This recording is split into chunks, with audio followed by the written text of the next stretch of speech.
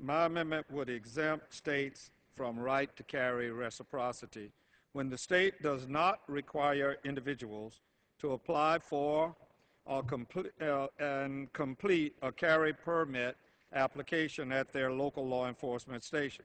The United States Congress should never be in the business of stripping states of the right to make their own decisions about whether to recognize other states' permits.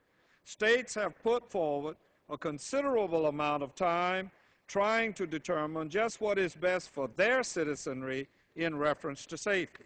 By overriding state-based concealed carry laws and forcing states to recognize concealed carry permits from every other state, we are putting our state and local law enforcement in grave danger.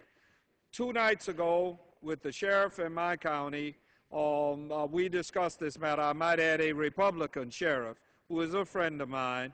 We discussed this matter, and we concluded that it's going to be very difficult to get people to want to become police officers. Not only are they being attacked in reference to their organizing efforts, but now we're going to make it difficult for them to do their jobs. This amendment closes that loophole that would otherwise be created by H.R. 822. Almost every state allows concealed carry in some form, but states differ in how they implement their concealed carry policies, including having, as has been mentioned, different age requirements, training requirements, and excluding individuals guilty of certain crimes. One of these major discrepancies is addressed in this amendment and will force a state wishing to enforce H.R. 822's state reciprocity requirement to make certain carry permit applications or make sure that they are completed at an individual's local law enforcement station. In my home state of Florida, concealed carry permits may be granted to non-residents, and all applicants are allowed to apply by mail. It is so easy that a staffer in one of our offices was able to complete the form in less than 30 minutes. If H.R. 822 passes, residents and non-residents of Florida would be able to apply by mail from almost anywhere in the country and use their concealed carry permits throughout the country. Mr. Speaker, gun violence continues to grow at astounding levels in the United States. When the Surgeon General was Mr. Hatcher, he called it an epidemic and even said that it was a health crisis. So many people were killing each other with weapons. I certainly will. I thank the gentleman for his amendment. I rise in support of it.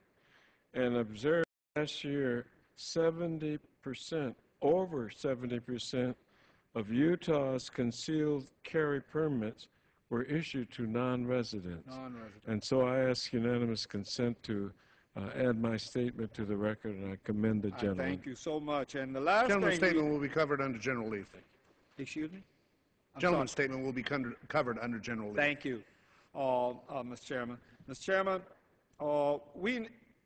the last thing we need is to tell sovereign states that they are no longer free to make the decision to require an in-person interview when making a gun permit determination. At least 10 states grant law enforcement broad discretion to deny permits to carry concealed loaded guns based on an applicant's record or other factors. 14 other states grant law enforcement more limited discretion. In addition, at least 14 states require applicants to show good moral character. Many of these states require applicants to present themselves in person for interviews. For example, applicants in New York must complete an in-person interview to receive their carry permit. By contrast, Utah applicants, as has been pointed out by the ranking member, can submit their application by mail and can complete the fingerprinting and firearm safety training requirements outside of the state. In comparison, Utah's driver's license application specifically requires, and rightly so, that applicants submit the application in person, that it be notarized, and that the employee initial the application upon submission. Utah also grants permits to non-residents, potentially allowing individuals nationwide to apply for permit by mail. Supporters of H.R. 822 claim that concealed carry permits should be treated like driver's licenses. My amendment, however, points out that this is yet another instance of my friend's hypocrisy. The rest of my statement will be included, and I thank the chairman for the